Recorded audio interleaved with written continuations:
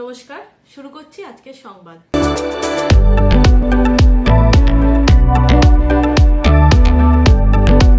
বর্ধমান শহরের আলমগঞ্জ কল্পতরু ময়দান সংলগ্ন প্রাঙ্গণে বর্ধমান দুর্গাপুজো সমন্বয় সমিতির উদ্যোগে মায়ের জন্য রক্তদান কর্মসূচি পালন করা হয়। এই উপলক্ষে আয়োজিত এক রক্তদান শিবিরে উদ্বোধক হিসেবে উপস্থিত ছিলেন বাজে প্রতাপপুর রামকৃষ্ণ মিশন আশ্রমের সম্পাদক স্বামী অজ্ঞানন্দ মহারাজ ও বর্ধমান দক্ষিণ বিধানসভা কেন্দ্রের বিধায়ক খোকন দাস। তারা দুজনেই এই ধরনের উদ্যোগ গ্রহণের জন্য আয়োজকদের প্রশংসা করেন। এর পাশাপাশি রক্তের সংকট নিরসনে উদ্যোক্তরা ভবিষ্যতেও এগিয়ে আসবেন বলে আশা ব্যক্ত করেন। এই রক্তদান শিবিরের আয়োজক সংগঠনের সম্পাদক সুকান্ত দাস জানান, এই উদ্যোগ সফল করার জন্য বর্ধমানের 187টি পুজো কমিটি সম্মিলিতভাবে এগিয়ে এসেছে, রক্তদান করেছে, যাদের মধ্যে 87 জন হলেন মহিলা। এইভাবে বহু মানুষের এগিয়ে আসায় তারা অনুপ্রাণিত। এই ধরনের উদ্যোগে তারা আবারও গ্রহণ করবেন বলে জানান সুকান্ত বাবু।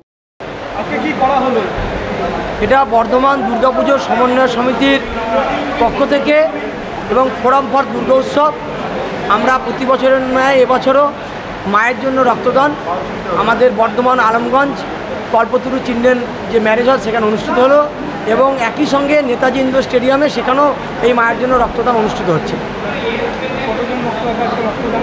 আমাদের টোটাল এবছর 2024-এ আমাদের টার্গেট হচ্ছে 3500 রক্তদান। এখানে কলকাতা এবং বর্ধমান মিলে করবে। কলকাতায় প্রায় 3000-এর মতন লোক রক্ত দিচ্ছে এবং বর্ধমানে 500 মতন ক্যান্ডিডেট এখানে রক্ত দিচ্ছে। এই রক্তটা আমরা প্রধানত বর্ধমান মেডিকেল কলেজ হাসপাতালকে দেওয়া হচ্ছে।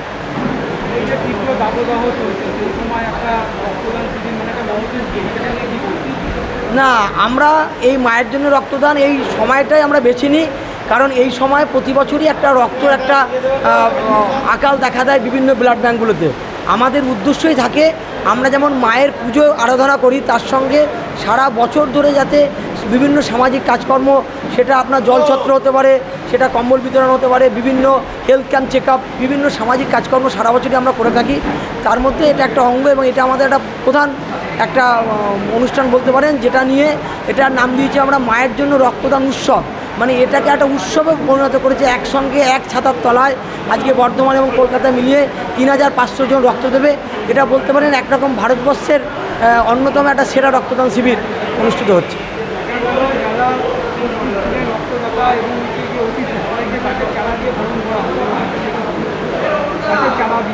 হ্যাঁ, আমরা যারা রক্ত দিয়েছেন তাদের জন্য সাময়িক যে নিয়মগুলো আছে ব্লাড ব্যাংকের আমাদের যে রুলস, সেই অনুযায়ী তো তাদের টিফিন বা এইসব থাকেই। পুজোর উদ্যোক্তাদের পক্ষে বিশিষ্ট সমাজসেবী নুরুল আনাম জানান, এদিন একদিকে যেমন দুর্গাপুজো সমন্বয় সমিতির উদ্যোগে বর্তমান রক্তদান শিবির অনুষ্ঠিত হচ্ছে, তেমনি মায়ের জন্য রক্তদান কর্মসূচি অনুষ্ঠিত হচ্ছে কলকাতার নেতাজি ইন্ডোর স্টেডিয়ামেও। স্বাভাবিকভাবে এর ফলে বিভিন্ন ব্লাড ব্যাংকে রক্তের সংকট কিছুটা নিরসন করা সম্ভব হবে। তিনি বলেন, মা এবং রক্ত এই দুইয়ের কোনো বিকল্প হয় না, কোনো জাত বা ধর্ম হয় না। তাই সব ধর্মের মানুষ, সব সম্প্রদায়ের মানুষ এই ধরনের উদ্যোগকে সফল করার জন্য এখানে এগিয়ে এসেছেন। তাদের সকলকে তিনি ধন্যবাদ জ্ঞাপন করেছেন।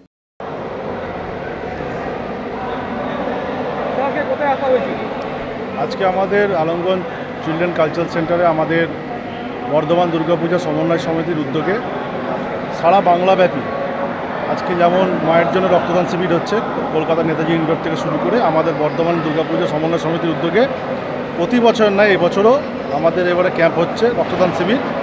এবং এই ক্যাম্পে প্রতি বছরের মতো এবছর রেকর্ড মানুষের উপস্থিতি হয়েছে।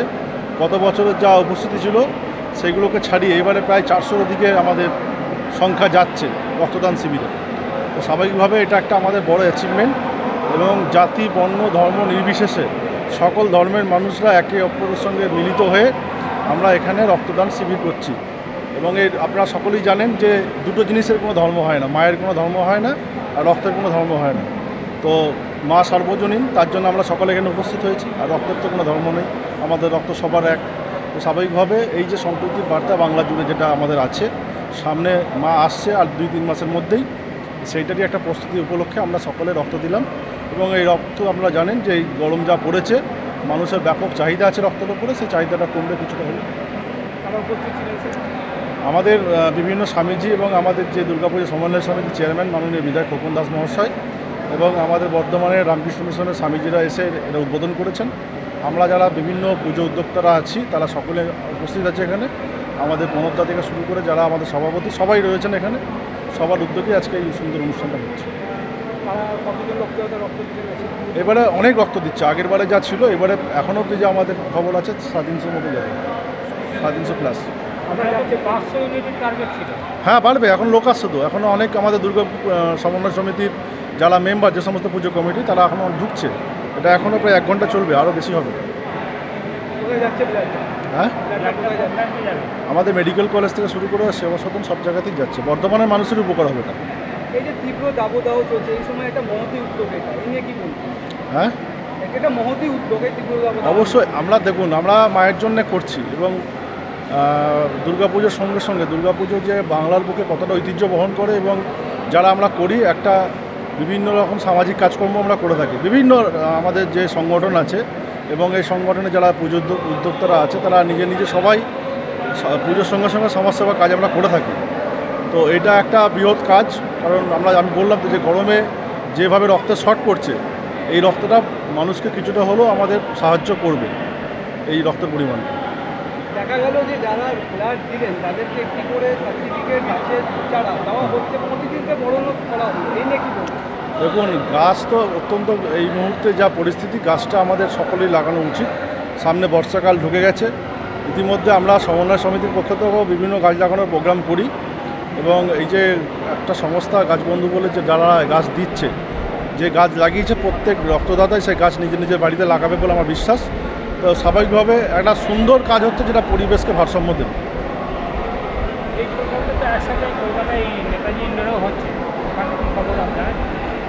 একটু জোরে বলুন।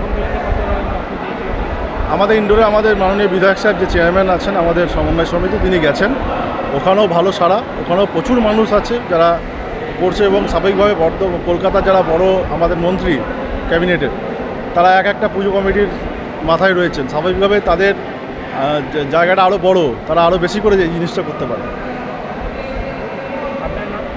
আমার নাম নুরুল আলম, আমি সদস্য।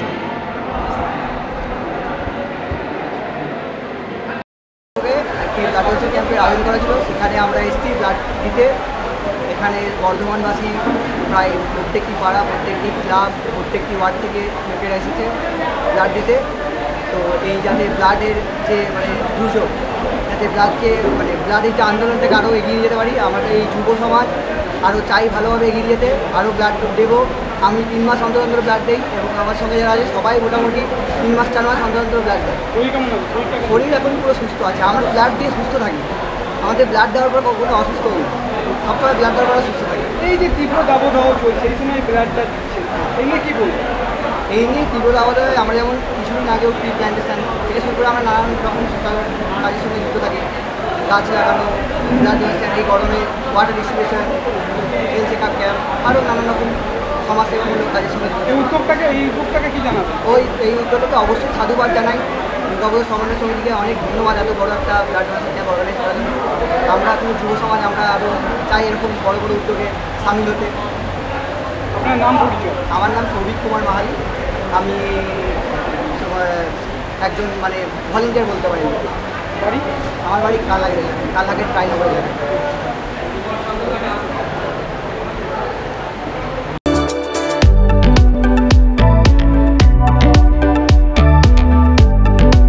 পূর্ব বর্ধমান জেলার পূর্বস্থলী 2 নম্বর ব্লকের অন্তর্গত পারুলিয়া বাজারে পারুলিয়া বিবেকানন্দ যুব মহামণ্ডলের উদ্যোগে এক রক্তদান শিবিরের আয়োজন করা হয়। আয়োজিত স্বেচ্ছা রক্তদান শিবির। A little amount of your blood can save the life of a severe patient with the idea of renunciation and service.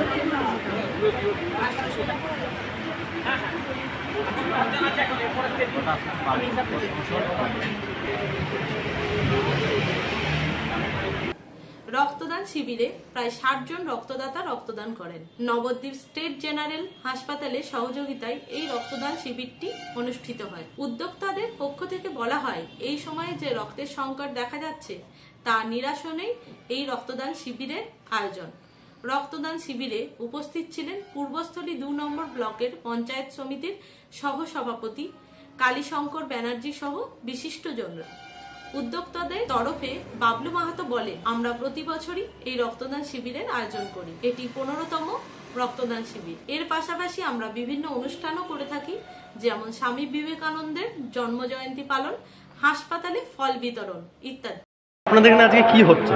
আমাদের এখানে রক্তদান শিবির হচ্ছে পারুলিয়া বিবেকানন্দ যুব মহামণ্ডলের উদ্যোগে। এটা কোন ব্লাড ব্যাংকের সহযোগিতা হচ্ছে? এটা নবদ্বীপ ব্লাড ব্যাংকের সহযোগিতায় হচ্ছে। তাও আনুমানিক আপনাদের টার্গেট কতজন? আমাদের টার্গেট 50 থেকে 60 জন। এই যে গরমে যে রক্ত সংকট দেখা যাচ্ছে, আপনারা যে রক্তদান শিবির করছেন, এর মধ্যে মানুষকে কী বার্তা দেবেন? আমরা চাইছি এই প্রত্যেকটা মানুষ সমাজবদ্ধ জীব, তারা সকলেই যেন ভালোভাবে জীবনযাপন করে এবং রক্তের অভাবে যেন কেউ মারা না যান। সেই জন্যে আমাদের এই প্রচেষ্টা আজকে দীর্ঘদিন থেকে চলছে। পারুলিয়া বিবেকানন্দ যুব মহামণ্ডল সমাজের কাজে এগিয়ে যাচ্ছে। আচ্ছা, এটা আপনাদের মানে কততম হবে? এটা আমাদের 15 মানে 15তম।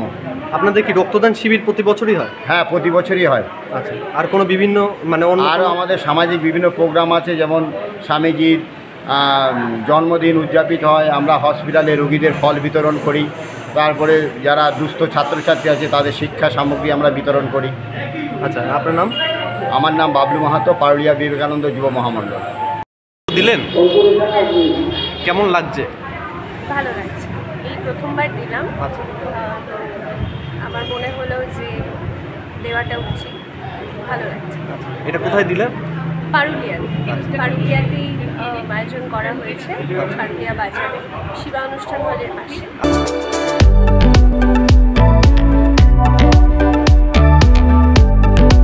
আজকের সংবাদ এই পর্যন্তই। নমস্কার।